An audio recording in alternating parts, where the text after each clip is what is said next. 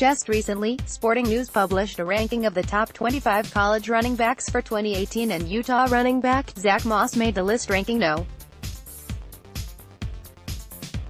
23. After breaking out last season to the tune of 1,170 yards and 10 touchdowns on 216 carries, it's easy to see why most view him as one of the best returning backs in the country. He's known for being a violent runner, as he broke a number of tackles, some more emphatically than others, but there is much more to his game than just breaking tackles.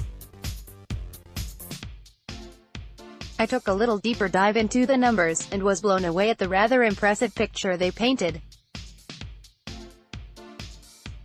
What makes Zack Moss so good? Limits negative plays, vision to find lanes that are designed, forces missed tackles, explosive playability. Limits negative plays. Probably the most surprising stat was the rate at which Moss was stopped for no gain or loss of yards.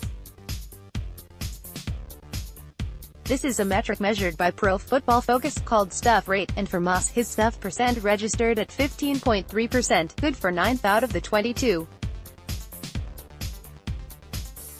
He bettered Myles Gaskins, 15.6%, Kalen Ballage, 15.9%, and Bryce Love, 19.6%.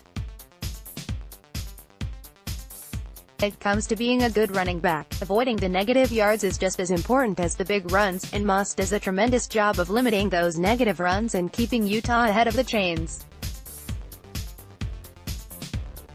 Vision. This has become one of Moss's greatest strengths.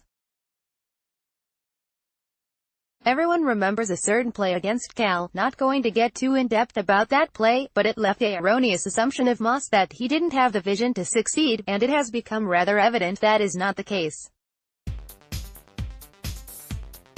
A great indicator of a running back's effectiveness is the offensive success percent on his rush attempts, and Moss checks in at a 40.7% rate, which means when Moss is given the ball, he's helping Utah stay ahead of the chains. Only Jamal Morrow, 43.0%, and Myles Gaskins, 41.5%, had a higher success rate. The other factor indicates how often Moss ran through a gap that wasn't the play design. This is called %POA, point of attack change, and Moss rates out at 19.9%, which is a shade above the average from the qualifying runners. Now, this doesn't explicitly showcase a player's ability to see running lanes open up, but it's a good piece to the puzzle when putting it all together. When looking at both measures, it's easy to gather that Moss is successful very regularly. Most of the runs come from designed runs that are properly blocked, but Moss showcases the ability to create when the play isn't successfully blocked as well. Forces missed tackles. This is what clicked with Moss this past season and where he made the greatest improvement in his running ability. Early on last season, Moss was struggling to find success running the ball. Head coach Kyle Whittingham identified what it was and essentially called out Moss for not running with the violence required of him. Starting in the Arizona game, Moss began to run with that ferocity, being the hammer and initiating the contact, instead of absorbing or avoiding it. Despite the slow start to the season, Moss ended the year with the second highest forced missed tackle rate at 30.5%, which keeps track of opportunities defenders have to make the tackle, and end up not converting due to the running back avoiding the tackle with a juke or cut, or by breaking the tackle. Moss was credited with 75 total missed tackles, good for number 2 behind only Bryce Love, 80.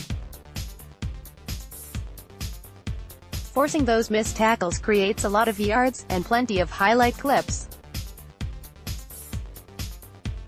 Explosive ability. Did you know that Moss ran at a higher rate of 15-yard runs than Ronald Jones and Royce Freeman?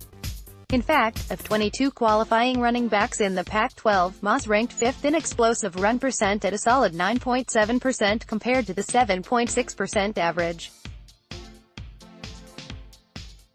On 216 carries, he totaled 21 runs of 15 yards, and that total also came in 5th.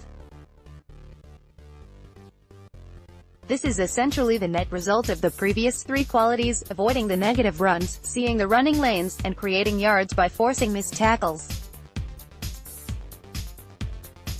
Moving the ball down the field, and doing so in big chunks of yards, are extremely crucial to an offense's overall success. Granted, Moss may not be a home run hitter with the ability to take it to the end zone from anywhere on the field, no one complains about. Please forgive the additional baseball comparison, consistently hitting doubles and triples. What's intriguing about Moss and his skill set is he can still get better and take his game to an even higher level. He gave the ball away twice last year from fumbling, so he needs to show that he values each. Other than that, there isn't a glaring weakness to his skill set. It's really just a matter of continuing to improving what he's already good at.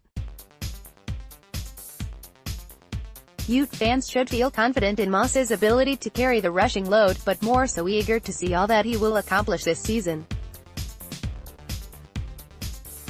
Not a subscriber? Sign up now to get access to everything Ute Zone has to offer, including daily content from the largest staff covering Utah athletics and access to the largest and most active community of Ute fans on the web.